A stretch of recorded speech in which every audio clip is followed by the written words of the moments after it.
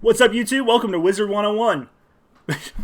So, I don't know what the fuck that was supposed to mean. Guys, we're doing Mage today. Wielders of the Elements and the Arcane. We're going to go through the Archetype theory crafting video today. Thanks for being here. Let's jump into it. So first off, we've got Marge and Barge. The two old ladies at the knitting club. We've got Mage and Bard, and that makes Sorcerer. So Sorcerer was actually, to be honest, while it seems like it would be the easiest, it was the hardest out of all of these for me, because Sorcerer in most of the tabletops I play is a separate class altogether from Wizard, which kind of is what, when I think Mage, I think Wizard, right? So it was the most difficult for me to kind of theory craft it. You know, I started at first, okay, you got to make sure that, you know, do we go like wild mage style, which was one of my favorite, wild sorcerer style, which was one of my favorite ways to play, but it was a lot of RNG, and people don't usually enjoy that as much because one side of the table might get really upset, or one side of the game might get really upset if, say, they high roll, which means you get all the good stuff, right? You hit all your best stuff all in a row, and they're stronger than them. Oh, that's not fair.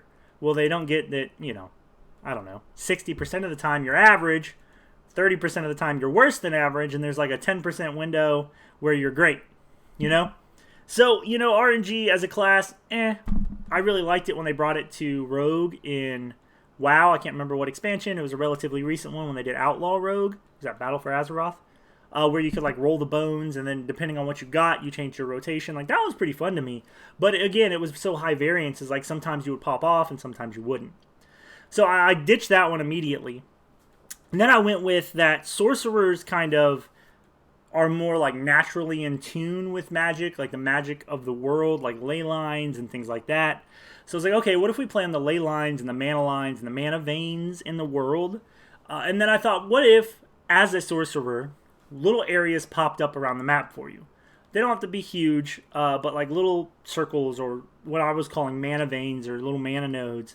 And you could go to them and stand on them to get maybe a little bit of CD or a little bit of empowered ability, or maybe different mana nodes popped up that gave you different benefits if you were on them. So like think that, oh, well, there's a mana vein or a ley line of earth mana running through here, or lightning mana, or whatever you want to call it, however they do it in Ashes of Creation. And by standing on it, it adds, you know, it speeds up my cooldowns, and my lightning abilities have a little more oomph, or a little more of a chance to CC.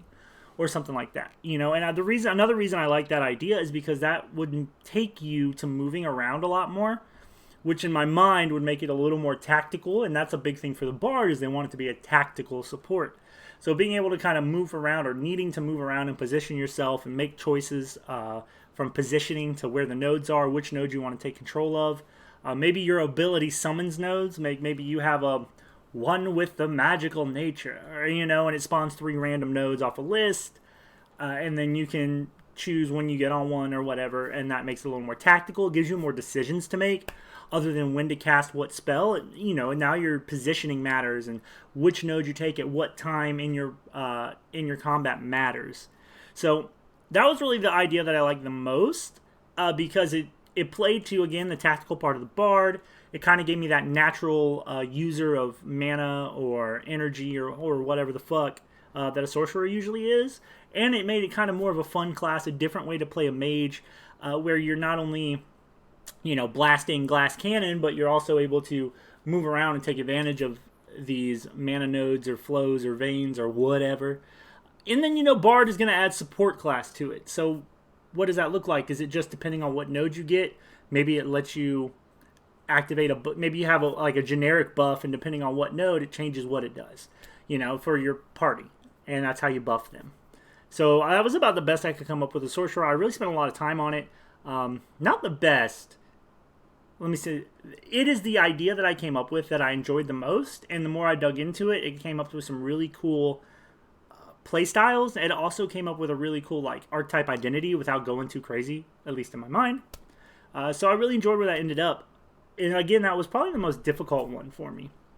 Actually, a lot of these were harder than others because Mage, in my mind, is just so unique. And then when you start giving it like slightly different effects or augments, then it's really crazy, right? All right, so let's jump into the second one. It's Mage meets Cleric, so that's an Acolyte. So immediately when I think Acolyte, honestly, I think of, I don't know why, I think of like a specific magic card that doesn't have Acolyte in its name at all. It's called Disciple of the Vault. I think it's from original Mirrodin block. It's like 1 and a black for a 1/1. When an artifact died, an opponent loses a life, or something like that. I don't know why. Just the picture is a guy who looks kind of withered, and he's like this, and he's got like this worshipper cult looking stuff on, and there's like runes all around him. That's what I thought about. And then I immediately was like, okay, well, that would be the death augment idea. And I was like, well, you can choose life augment. So how do we play this? So what I was thinking of was, what if, depending on the augment you choose from cleric, so life or death, right? Depending on which one you choose, pardon me, they create in almost like an AoE around your spells, or they leave trails if they're like a launching of a missile or a projectile. And if you've chosen life, the trails or the AoE heals allies. And if you've chosen death, it leaves like a negative energy behind an AoE, and that maybe that drains life or debuffs in a circle or along the path. And if it's projectiles and you're wanting to use paths, you could really focus on your positioning, your tactical advantages of launching from over here opposed to over here for your melee or your ranged, using AoEs, when to, if your augment, depending on your augment, when to use an AoE for the most damage and when to use an AoE that does less damage but does the healing for your allies. It seems like a really neat idea. Now you're, instead of just focusing on how can I do the most DPS, now you're balancing between how can I do the most DPS and benefit my party at the same time. Another thing was, depending on the augment, maybe it changes the color or the casting time. Color's silly. The casting time is what I wrote down. So maybe for these added benefits, it adds casting time. Maybe for, like, if it's the healing, maybe it doesn't affect damage, but it increases the casting time. But for the drain life or the negative death augment ability that's going to debuff your opponents, maybe your damage comes down slightly to make up for the fact that you're debuffing. And the reason I'm saying this, augmenting damage up and down, is because obviously we want to keep things as in line as we can. So if suddenly you're getting extra utility and extra abilities, you want to make sure that that's not on top of already doing X amount of damage, because if you do, let's say every Mage archetype's fireball does this damage at this level, blah blah blah, and scales with stats. Well, now certain archetypes get that same thing, but now they're just adding a bunch of cool shit on top of it. That's not really, I guess if they all did it, sure, but I don't think they all will, and then I think you get in a weird balancing situation. So in my mind, as one gets cool benefits, you need to kind of bring down the base damage or bring down the max damage or whatever, to kind of keep things in line. But then for Acolyte, again, balancing between the life and the death augment, how it affects your spells. Maybe you have the ability to, because they want augments to be different, say switch between life and death. However, I do like the idea of it having like an AoE around it. That way you could still heal and buff off your spells, or you could debuff and drain life off your spells with the High Priest. Oh, wow. I jumped straight to that. For the Acolyte. Yeah, I like that a lot. Yeah, that seems good. Alright, so then we're going to go to Battle Mage, okay? Battle Mage is where Mage meets Fighter. And right off the bat, I was like, okay, well, the easy part here is perhaps they're able to use some of their magic, or they gain magic that allows them to kind of self-buff. We already know that you're going to have gap closers, right? Because you are a fighter. So if you're a mage primary, maybe you can use those gap closers to get away from people as much as gap creators. And you can get away and create more space to do what you need to do. Then I was like, okay, well, let's embrace the fighter part, the secondary. So now we're less of a mage, and we're thinking of like an arcane empowered melee class.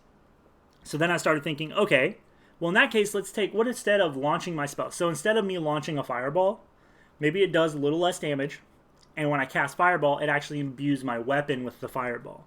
And then when I attack, it explodes. And it launches the fireball on the melee hit. That seems really neat. Almost feels like, what's the old D&D class? Or is it a Pathfinder class? I don't remember. Hexblade? Something like that. I don't know. That's not exactly what they did, but anyway, they so you could like shorten the range of your spells, bring them in. Perhaps they do a little bit more damage because now you're the risk reward, right? So I'm using a shotgun, essentially, an arcane shotgun. I got to get closer and I take more damage, but I do more damage. You can do that with some spells, and then other spells, maybe the projectile spells, you imbue it into your weapon, and then when you strike with a melee weapon, it launches said attack like point blank right there.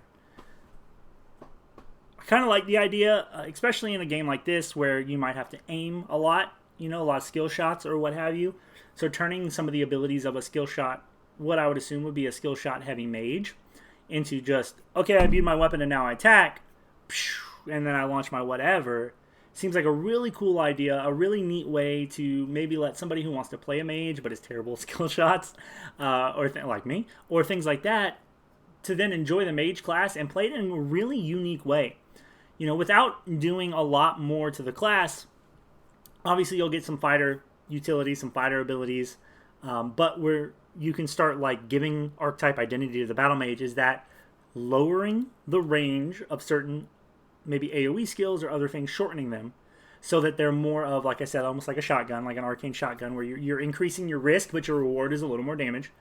And then maybe taking some of the projectiles or all the projectiles and letting them imbue your weapon or weapons so that when you attack, it explodes. I think that would be a really neat way to do it. It brings your mage in a melee range, which is dangerous, and then it gives you reward for the risk, and it takes away those skill shots and makes a really unique playstyle and a good amount of archetype identity. So I really like the battle mage that way. Who knows what the hell they'll do? Obviously, this is all theory crafting. I could be totally wrong, but I like that. All right, then we go to mage on mage action, also known as a library happy hour, is the Archwizard. Now, obviously, you just think of a mage, but pumped way the fuck up, right? Maybe they get bigger spells. Maybe their AoEs are more AoE. Maybe their fireballs are bigger. Their fireballs are bigger. Got a big old pair of fireballs on that one. So what I was thinking is like, okay, well, let's just really double down on what a wizard or a mage is. And I said, well, so you go Archwizard, and you have the ability to access like what I was calling high arcane spells. So just really high level spells. In my mind, and in lore and stuff, spells are a lot of like research and diagrams. What am I trying? Yeah, diagrams, sigils, glyphs. You always see them portrayed as like a rigorous academic adventure to figure out and how to become a better wizard, understanding of magic, what have you. So when you double down on mage, it makes me think like, okay, so now you're doubling down on all of that lore, everything, you've really gone all in on it. So then I was like, okay, cool, what if they got access to these high arcane spells? Would they be a glass cannon, high DPS? Would their teleportation maybe allow for a higher level, like mass teleportation, things like that? And then, would they get to do runes, and now they can engrave runes? Similar to putting runes on the ground, similar to, I don't know if they still do, but at one point the arcane mage in WoW would put a sigil or a rune of power on the ground, and while they stood in it, they got a bunch of buffs. Would they do something like that? And then I just really got into an idea that I really liked, which was the ability to write spells, this is the thematics, into a tome. So now I see an Archwizard with like books floating behind them, which probably doesn't make sense in a game where you want to have 100 people fighting 100 people, but books around them, and your ability is to take a spell with a casting time, put it in a book. Maybe you only have one book, maybe you have 2 books, 3 books, I don't know. And one-time use, you can then launch a spell from that book without a casting cost. And then, and it takes longer to write in them. And while the reason I don't think it's overpowered and the reason I think it's kind of fun would be that outside of battle, it would take you some time to load your tomes, your spell books, up with the spells you want. Then in battle, you would have to choose the right time to use them because you wouldn't be able to write back in your books or your tomes until the battle's over. And I think that really plays into a wizard needing to prepare their spells in a lot of tabletops. The wizard being like the Boy Scout, they always need to be prepared. Like, okay, when in this situation, I need to prepare this spell in case we run into this situation. And what if we run into this? Well, boy, I need this. Okay, well, I got to make a choice. I got to make an educated guess, because I can't just pull shit out of my ass. So it really plays into the thematic of a mage having to be prepared. And I really love the idea of having these tomes ready to like instant cast abilities. Or maybe you could, as you can have more books, you can store more spells in them. And I understand that you don't want it to get too out of hand. Because if I had to PvP a mage and all of a sudden they could just instant cast strong spells that were meant to have a casting time because balance, I'd be really mad. But knowing that they have 1 to 4 spells that they can do that with, and then there's no more instant cast, and they're just relying on the basic Archwizard package, would be really cool. I think it would be a cool thematically for all the reasons I said. I think it would be really neat from a playstyle perspective because now you're rewarding players who think ahead, that prepare, or players that wait to use them until the very end, and they're, you start fighting and you're playing, and then you're like, okay, cool. They haven't instant cast any of the big guys. Maybe they didn't have any prepared. They had the wrong spells prepared. Let's go in. And then all of a sudden it's just like, boom, boom, boom, boom, and you're dead. And you're like, they totally outplayed me. They fucking were playing chess and I was playing Chinese checkers. Actually, terrible. I was playing regular checkers because Chinese checkers is a little more difficult. So, they outthought me. They thought a couple ahead. It just really feels like you're playing a mage at that point. Because you are actually thinking ahead and you're preparing spells and you have to be patient on when to use your resources.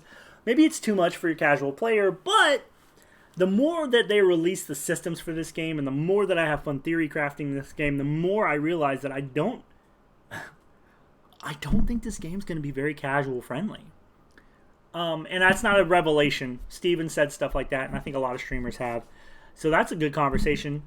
Just off of what we have right now, just off like how large the map is now, we tripled in size in case you missed that. Just going off the fact that the open seas are basically going to be fucking pirates, which is amazing. Just going off the fact that how in-depth the political system will be, the node system will be, the development of the server will be, your character, this is not going to be friendly casual friendly, which makes sense. I'm a casual player and I'm excited for this because this is the first game that makes me not want to be casual. That doesn't mean I'm going to grind 20 is dramatic, 19 hours a day to be the top raid leader or some shit. I'm not going to do that, but I will want to be in here playing, taking advantage of things, being a part of the server when we get a node to a metropolis, when we have a node siege because someone wants to take the metropolis I'm a member of. That's going to make me want to do that. And having more complex systems that are complex to use to their fullest, but easy and fun to play with on their surface, I think will make this game. Because it looks casually approachable, right? Archwizard sounds cool. They'll have maybe better spells. They'll have maybe 1 or 2 capstone abilities that are really cool. And then if they have this spellbook ability like I was talking about, then it has this thing where casually like me, if I didn't play it a lot, I'd be like, all right, let's fight. Okay, use my spellbook, use my spellbook, use my spellbook, use my spellbook. Okay, now I'm out. They're almost dead, and then they stabilize, and then they're able to flip the script on me because now they're just fighting a regular mage, and there's no looming threat of my big burst window. So, then learning that, mastering that, and then being rewarded with a really, what seems like an unfair character, when in fact it takes a lot of thought, planning, and skill, that's the kind of games and classes that I think really, really draw people in. So for Archwizard, I'm a really big fan of that tome idea, the idea of them having to prepare, the idea of them thinking ahead, being rewarded for that by having the instant cast time or things like that. I really like it. Or if there's not that they would do this, but if there's abilities like Overcharged Electrical Blast that actually does a shitload of lightning damage, however, it might paralyze you for a couple seconds. You're like, cool, I'm going to put that in my tome, and it gets rid of the paralyze mechanic, but it's just there, Obviously, that would have to be balanced or whatever, but I really like that idea. I think it plays into what a wizard is, and I think that exploring the idea of fun and casually approachable classes, archetypes, resources for said archetype, but being difficult to master, I think it would be a really neat way to play it. Yeah, so that's Archwizard. Honestly, Archwizard might be, now that I said it, might be my favorite archetype so far. I've never really been a mage player. I think I made a spellcaster in a tabletop once, and I think I mained a table in a MMO once. The MMO one was okay. The tabletop one was really fun. I played an orc wizard. Doesn't make sense. Half orc wizard. Obviously doesn't line up. But I made him like I played him as though he was trying to be an evil genius. But no matter what he did for evil, it always actually was good. Because he was terrible at being evil. It's fun though. Alright, so then we go to Mage meets Ranger. Spell Hunter. Now, let me hold on. Ranger meets Mage is a Scion.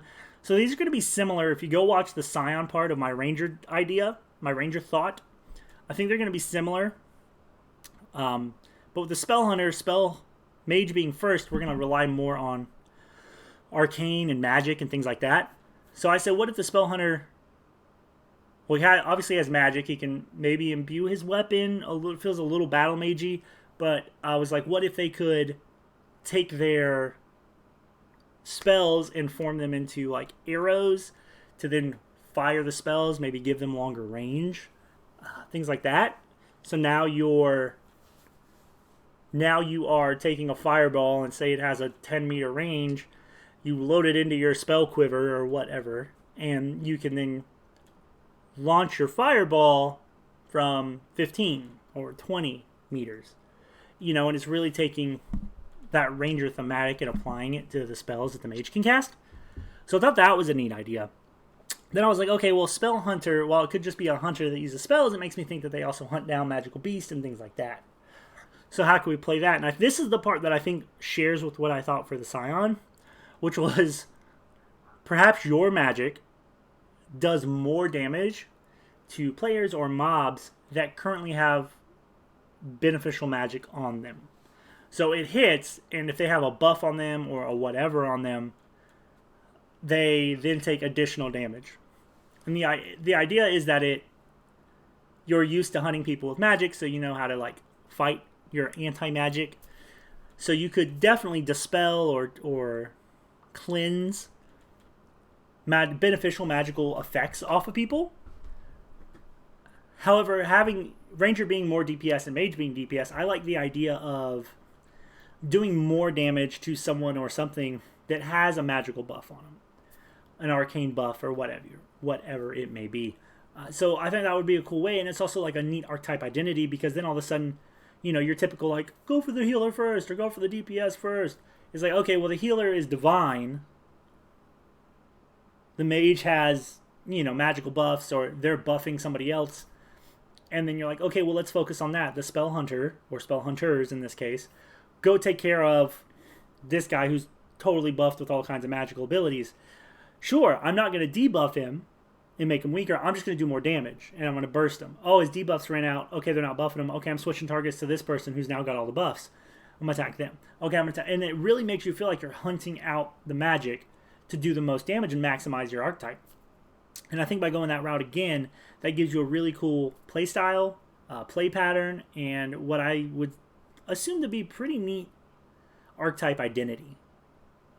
Especially if you went that route on top of the turning my spells into basically ammunition that I fire from a bow and arrow, or I just fire from further out. So I like that idea for Spell Hunter a lot.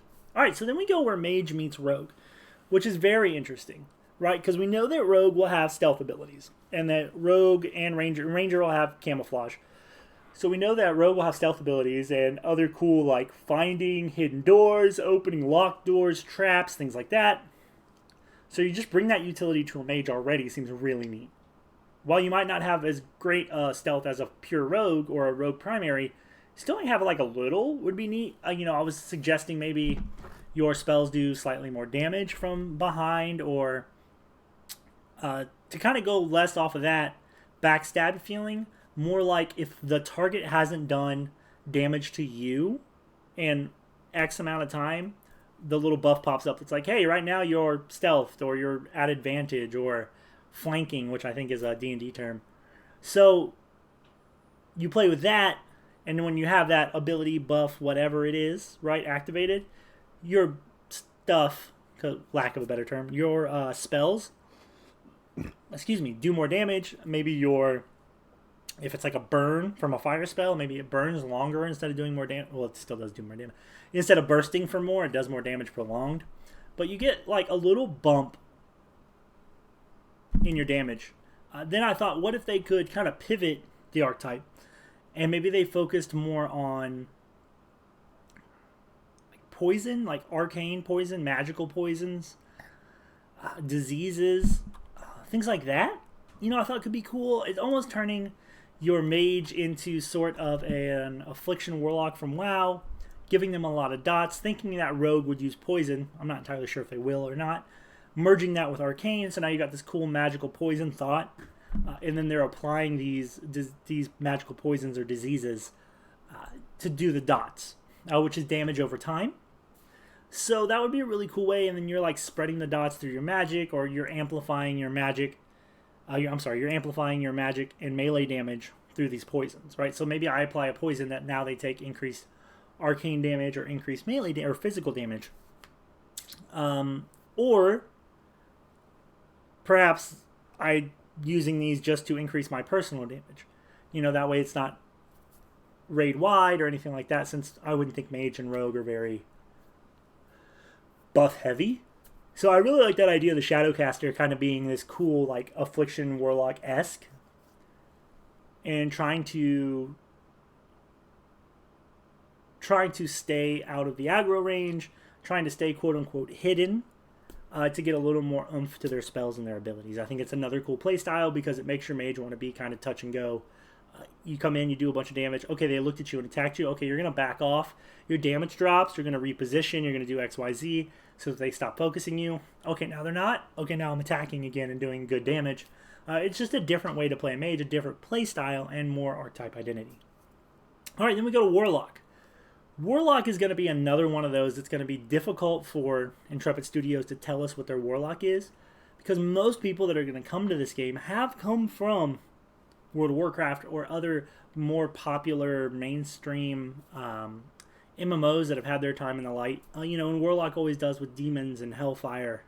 So they're not going to have a lot to play with when it comes to what a Warlock is thematically. Same as what I said for, I think, Necromancer and Paladin, things like that.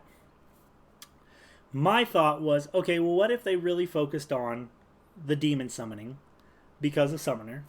What if they they focused on the Summoner summons, but they gave them like that evil aesthetic, that hell aesthetic to them? Then the more I started thinking about it, I was like, okay, well, what if their fire now is more hellfire? So maybe it's got a cooler effect to it. Maybe, like, visually speaking, it looks cooler, a different color.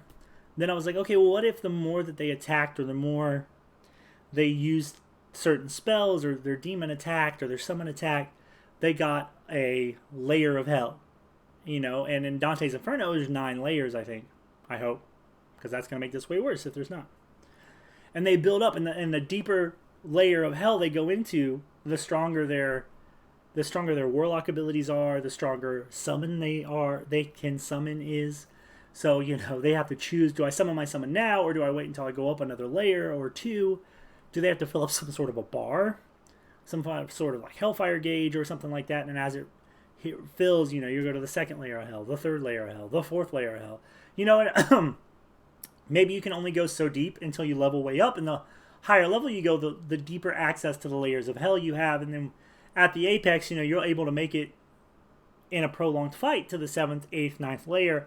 Then when you summon a summon, it's really fucking just pumped up, buffed, your abilities are doing well, things like that. And I would assume the deeper into the layers you go, the less time that buff applies.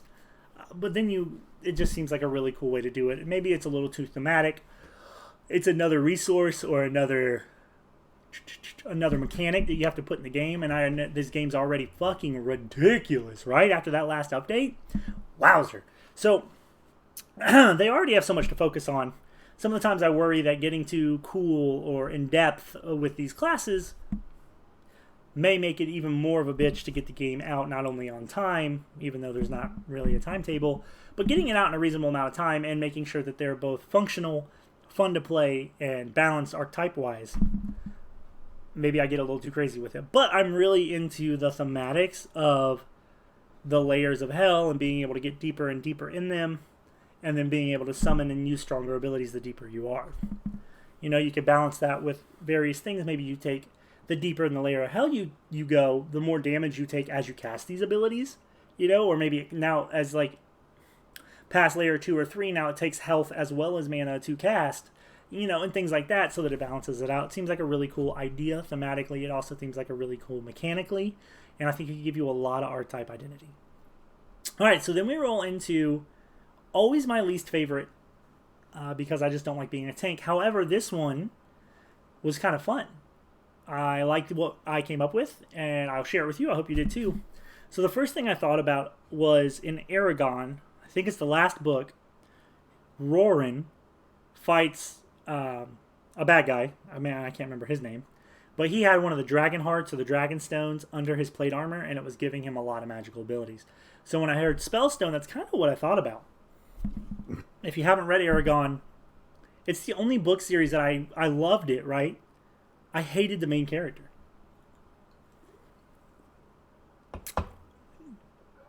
All the side characters, excuse me, in Aragon were fucking dope. I actually almost named my son Roran because that character was so good in that book series that like 5, 6 years later, 8 years later, maybe after I've read the book, my son's being born and I'm like, what about Roran? And my wife was like, ooh, that is on the table. We didn't. We named him Griffin, also a great name. Anyway, sidetrack. So I started thinking about it. I was like, okay, so you're going to have this stone as a tank, but you're a mage first. Okay. Okay, so you're going to need magic. So I'm thinking mage armor, right? I was like, what if your stone is what gave you the mage armor for an extended period of time? Mage armor, if you're not familiar, is like I don't know, bread and butter. It's almost must-have for most mages in D&D. It gives them AC without giving them armor, because once you're in armor, it makes it hard to cast spells. So we use this power stone, this spell stone, as a way to kind of generate or project the mage armor onto our mage, making them the tank. So then I was like, okay, well, you could put different elements on it, giving you, you know, okay, well, now I'm resistant to fire. Okay, now I'm resistant to paralysis and thunder or lightning damage. Now I'm resistant to ice or things like that. And I was like, that'd be cool. But the more I started thinking about it, the more I was like, what if you had to charge your stone with mana and magic and everything so that it could then do its thing? And I came up with this idea for a play style. Like, the higher charge on your spellstone, the tankier you are, and the better your spellstone abilities are. But then as you use abilities and you take damage, the charge on your stone starts to deplete. And eventually down, maybe, let's say, to empty. And then once it does that, now you're just like, on the tank scale, right? And you have to, your playstyle now is casting spells or what have you, but not against the opponents, charging your spellstone back up. And then once you get back to a charge that you're happy with, you go back in. You know, that creates scenarios where you don't have a chance to 100% charge your spellstone. So now you got to go in at 50%. Now you're managing your resources. Like, okay, I'll jump in and start taking hits, but I'm not going to last very long. I'm only at 50%. I'm going to use this ability and this ability. Then I'm not going to use any abilities so that I stay tankier longer. But once I get to 0, I need to get the hell out of here because I need to be able to charge my spellstone back up. Things like that. You know, thresholds, maybe abilities, passives that activate at 25, 50, 75, 100% charge. And so now you've got this cool gameplay style of like making decisions of, am I charged enough to go in? Am I not charged enough to go in? Oh man, I am charged. Let's do this. Okay, well, I'm going to break out, even though I'm still at 60%. I'm going to break out and I'm going to charge. You take the front line. I'm going to try to charge back up to 78%, 80%, so that I get all those buffs. Okay, now I'm jumping back in, and here I am. Or, all right, I'm going to stay in. Okay, I'm almost completely depleted. I'm depleted. I'm paper mache. I got to get out. It creates all these really cool situations and decision-making in a really unique way to play a mage, because you're still a tank, the secondary, right? So you can still tank, but it's all dependent on that spell stone that you have to use as a mage to generate mana and spells, and once it runs out, you're just like a slightly beefier mage that works out, opposed to being like an actual tank. So I think it would be a really neat way to incorporate both classes into an archetype, maintaining the arcane magic first, being a mage primary, and then some really cool play styles. Or when I'm saying play patterns, really cool play patterns, and an incredible archetype identity. So, well, I kind of like the idea of the layers of hell for the warlock, the magical poisons and stuff for the shadowcaster, the doing more damage to people who are buffed, or launching my spells from a magical quiver. exploding blades of magic, you know, doing AoE heals while doing AoE damage. Sorcerer is kind of playing this tactical dancing around the battlefield situation. I really like the Archwizard and the Spellstone as the ideas that we've come up with. For the mechanical ideas that we came up, the thematics of it, the play patterns that it would generate. So those are probably my two favorite. Believe it or not, my two favorite archetypes are the Mage on Mage and the Mage on Tank. Surprised? So am I.